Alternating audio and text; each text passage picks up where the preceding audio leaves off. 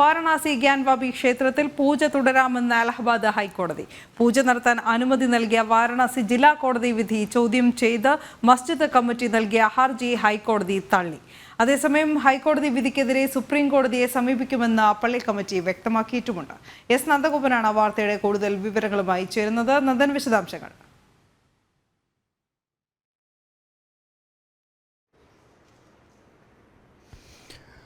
വാരണാസി ക്ഷേത്രത്തിലെ തെക്കേ അറ്റത്തെ നിലവറയും അതേപോലെ തന്നെ അഞ്ചാമത്തെ നിലവറയുമായ വ്യാസ് തെഖാനയിൽ അവിടെ പൂജ നടത്തുവാൻ വേണ്ടി മാർച്ച് 31-ന് വാരണാസി കോടതി അനുമതി നൽകിയിരുന്നു. ഈ വ്യാസ് കുടുംബത്തിൻ്റെ ഹർജിയിലായിരുന്നു അന്ന് ഈ വാരണാസി കോടതിയുടെ നടപടി.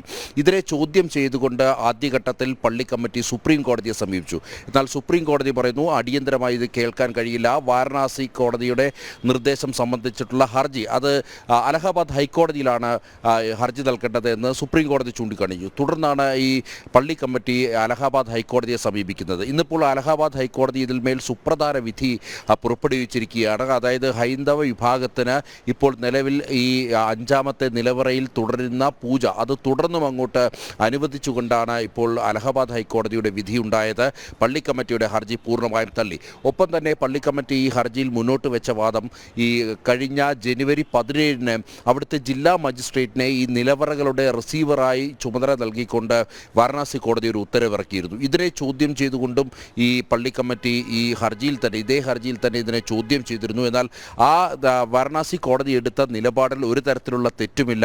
ഈ ജില്ലാ മജിസ്ട്രേറ്റിന് റിസീവറായി തുടരാമെന്നുള്ള കാര്യമാണ് ചൂണ്ടിക്കാണിച്ചത്. ഇതിൽ ഏറ്റവും പ്രധാനമായി ഹൈന്ദവ വിഭാഗം ചൂണ്ടിക്കാണിച്ചത് 1993-ന് മുൻപ്, അതായത് ഈ പള്ളി സീൽ വെക്കുന്നത് ഈ കെട്ടിടം സീൽ വെക്കുന്നത് 93-ലാണ്. അതിന് മുമ്പ് അവിടെ കൃത്യമായി തന്നെ ആരാധന നടന്നിരുന്നു. എല്ലാ ദിവസവും അവിടുത്തെ ഈ വ്യാസ് കുടുംബത്തിലെ തന്നെ ഏറ്റവും ഉന്നതനായ വ്യക്തിയുടെ നേതൃത്വത്തിലായിരുന്നു അവിടെ പൂജ നടന്നിരുന്നത്. അതിൽ നിത്യപൂജയായിരുന്നു. ഒരു തരത്തിലുള്ള മുടക്കവും ഉണ്ടായിരുന്നില്ല എന്നാണ് ചൂണ്ടിക്കാണിച്ചത്. അതേസമയം തന്നെ 93-ന് ശേഷം ഇത് ഈ കെട്ടിടത്തിൻ്റെ ചുമതല ഏറ്റെടുത്ത CRPF ഇത് സീൽ ചെയ്യുന്ന സാഹചര്യമായിരുന്നു ഉണ്ടായിരുന്നത്. ഈ വ്യക്തമായ തെളിവുകളൊക്കെ തന്നെ കോടതിക്ക് ഈ ഒരു വിധി പുറപ്പെടുവിക്കുവാൻ ആധാരമായി എന്നുള്ളതാണ് യാഥാർത്ഥ്യം. അതേസമയം തന്നെ മറ്റ് പല ഹർജികളും നിലവിൽ വാരണാസി കോടതിയുടെ പരിഗണനയിലുണ്ട്. അതായത് അവിടെ ശൃംഗേരി മാ ഗൗരിയെ അവിടെ ദർശിക്കുവാനും അതേപോലെ തന്നെ ഹനുമാൻ, ഗണപതി അടക്കമുള്ള വിഗ്രഹങ്ങളിൽ പൂജ ചെയ്യുവാനും അതേപോലെ തന്നെ പ്രത്യക്ഷമായി കാണുന്ന മറ്റ് വിഗ്രഹങ്ങളിൽ പൂജ നടത്തുവാനും അനുവദിക്കണമെന്ന് ആവശ്യപ്പെട്ടുകൊണ്ടുള്ള ഹർജിയും ഇപ്പോഴും നിലവിൽ വാരണാസി കോടതിയുടെ പരിഗണനയിലുണ്ട്. ഏതായാലും ഇന്നത്തെ ഹൈക്കോടതി വിധി അല്ലെങ്കിൽ ഹൈക്കോടതിയുടെ ഈ നിലപാട് അത് മറ്റ് വിധിക്കും അത് സാധകമാകും, അല്ലെങ്കിൽ അതിന് മറ്റ് വിധിക്കും അത് അനുകൂലമായി വിധി വരുവാൻ വേണ്ടി അതിന് കാരണമാകുമെന്നുള്ളതാണ് നിയമവിദഗ്ധർ ചൂണ്ടിക്കാട്ടുന്നത്. നന്ദൻ, ഈ കോടതി വിധിയിലേക്ക് എത്തുന്ന ഒരു നാൾ വഴി ഒരിക്കൽ കൂടി നമ്മൾ പരിശോധിക്കുകയാണെങ്കിൽ ആർക്കിയോളജിക്കൽ സർവേ ഓഫ് ഇന്ത്യ പുറത്തുവിട്ട റിപ്പോർട്ടിന് തൊട്ട് പിന്നാലെയാണ് വാരണാസി ജില്ലാ കോടതിയുടെ ഉത്തരവ് അന്ന് വന്നിരുന്നത്.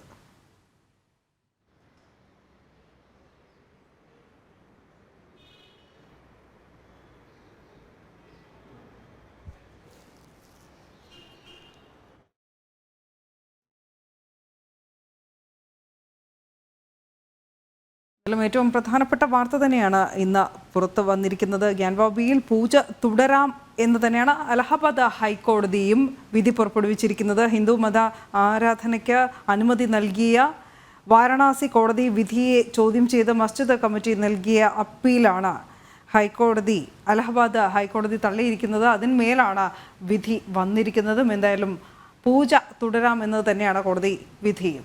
നന്ദൻ, ഇപ്പോൾ കേൾക്കാമെങ്കിൽ നമുക്ക് ഈ കോടതി വിധിയുടെ നാൾ വഴി ഒന്ന് പരിശോധിക്കേണ്ടിയിരിക്കുന്നു. ആർക്കിയോളജിക്കൽ സർവേ ഓഫ് ഇന്ത്യയുടെ റിപ്പോർട്ട് വന്നതിന് പിന്നാലെ ആയിരുന്നു അന്ന് ജില്ലാ കോടതിയുടെ വിധി വന്നത്.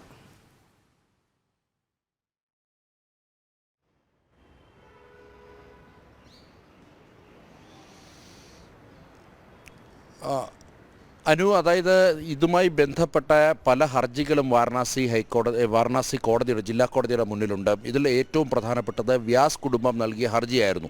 ഈ വ്യാസ് കുടുംബം ഈ ഹർജിയിൽ പ്രധാനമായും വാദിക്കുന്നത് ഈ അഞ്ചാം നിലവറ എന്നുള്ളത് അത് വ്യാസ് കുടുംബം പരമ്പരാഗതമായി ആരാധിച്ചു വരുന്ന വിഗ്രഹമുള്ള ആ നിലവറയാണ്. ആ നിലവറയിൽ വീണ്ടും ആരാധനാ സ്വാതന്ത്ര്യം വേണമെന്ന് ആവശ്യപ്പെട്ടുകൊണ്ടാണ് വ്യാസ് കുടുംബം ജില്ലാ കോടതിയെ സമീപിച്ചത്. അതിനു മുമ്പ് നേരത്തെ ചൂണ്ടിക്കാണിച്ച പോലെ തന്നെ ആർക്കിയോളജിക്കൽ സർവേ ഓഫ് ഇന്ത്യ ഇന്ത്യയുടെ പരിശോധന നടന്നു വരുന്ന ഒരു സാഹചര്യമുണ്ട്.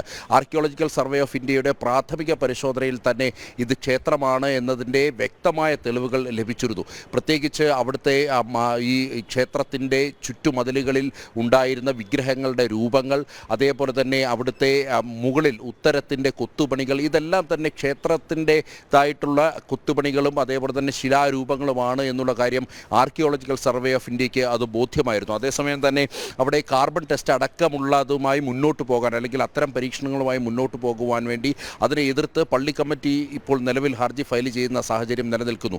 അതിന്മേൽ ഇനി കോടതി ഒരു പുതിയ ഉത്തരവ് വരേണ്ടിയിരിക്കുന്ന ഒരു സാഹചര്യം നിലനിൽക്കുന്നു.